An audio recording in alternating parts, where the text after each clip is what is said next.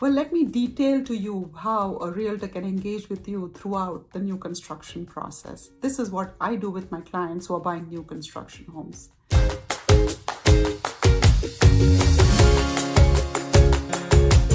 Buyer consultation.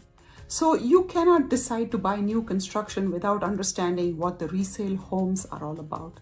So the first thing, what is your budget?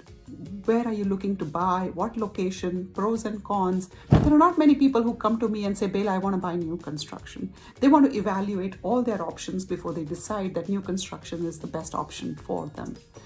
The second step is to get a feel for which new construction neighborhood. So now you've decided that new construction is the way to go. Then we assess what new construction is available right now.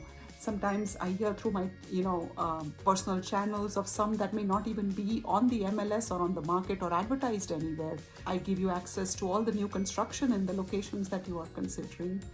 The next step is you've narrowed down on a neighborhood, and now there are many lots sometimes to consider, or there are just individual lots in several locations to consider. So you consider the pros and cons of the lots. And then, of course, the model. If it is one of those cookie cutter neighborhoods, they only have 3 or 4 models that you can pick from. And if it's a custom home, of course, sky is the limit and you can, work with anything. And then the selection process continues, because now you've picked your lot, you've picked your model, you've picked your neighborhood, and now you're negotiating, right? Are there any opportunities to negotiate? I know you don't buy homes every day, but we do this all year long. And so there is a seasonality. We know which builder has, end of year deals and things like that. So that helps with the negotiation. Another thing we do is we review the contracts, of course. Now, every builder has their own paperwork. So a lot of this is boilerplate stuff, and they're not going to change anything in the contracts because their lawyers have made it airtight to protect them. But of course, it is, approved by, the state. So they have built in a few things are built in to protect the buyers, but they're not like the National Association of Realtor contracts that we write on resales. They don't protect the buyers as much. The idea is to understand what it means in terms of a liability. Can you back out of the deal? Are you going to get your deposit back? And what are these other little expenses that they're charging you for? Those are some of the things we will review in the contract that the builder has, and make sure that the buyers are aware and of what they're signing. Then the fun, exciting part begins, because now you've decided on this home and now you're going to pick some upgrades for the home, right? You don't want to be the most expensive home in the community. And if the rest of the homes are in a certain price range, you don't want to be the smallest and the cheapest one as well, because in resale, that becomes a bit of an issue sometimes. And there are always some upgrades which will add value to the home at the time of resale. And then there are some others who you're putting them in just because you enjoy them. I want you to be aware of what you might possibly lose if you go in for all the customization. The next step would be the actual construction process. In my opinion, this is the most exciting time. You see the home come up and the framing comes up and it gets under the roof, and then you're sneaking into the house every other weekend.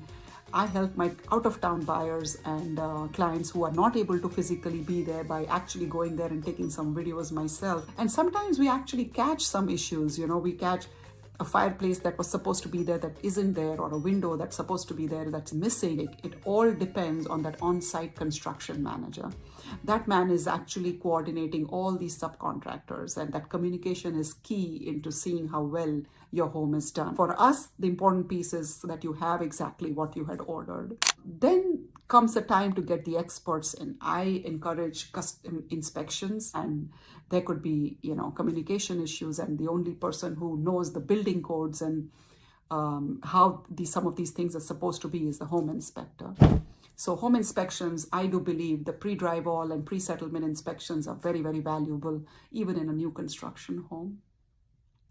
And then the walkthroughs.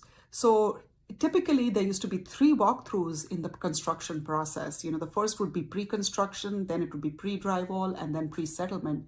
This is very helpful to a first-time buyer. And I'm always there to do these walkthroughs with my clients because I want to, prompt these construction managers in case they forget something. And of course, the final piece is the settlement. That is the most exciting time when you get the keys to your brand new home. And there is some anxiety there as well. You're meeting sometimes at a remote location where the builder has his office, or you're meeting at the property. There is paperwork to be signed. There is disclosures. There's, if the lender hasn't explained all the numbers, I'm happy to explain the numbers as well, or how long it's going to take. My job, folks, is to make sure that I take the stress away from my clients. You don't do this very often. We do it all day long. So my job as a realtor is to make sure that I'm there with my clients throughout the process and there to answer questions and there to take your stress away. Hope this was helpful. Please share this video with someone who's going to buy new construction so they follow all these 10 steps with their realtors.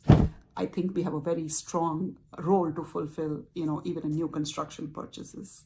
Take care.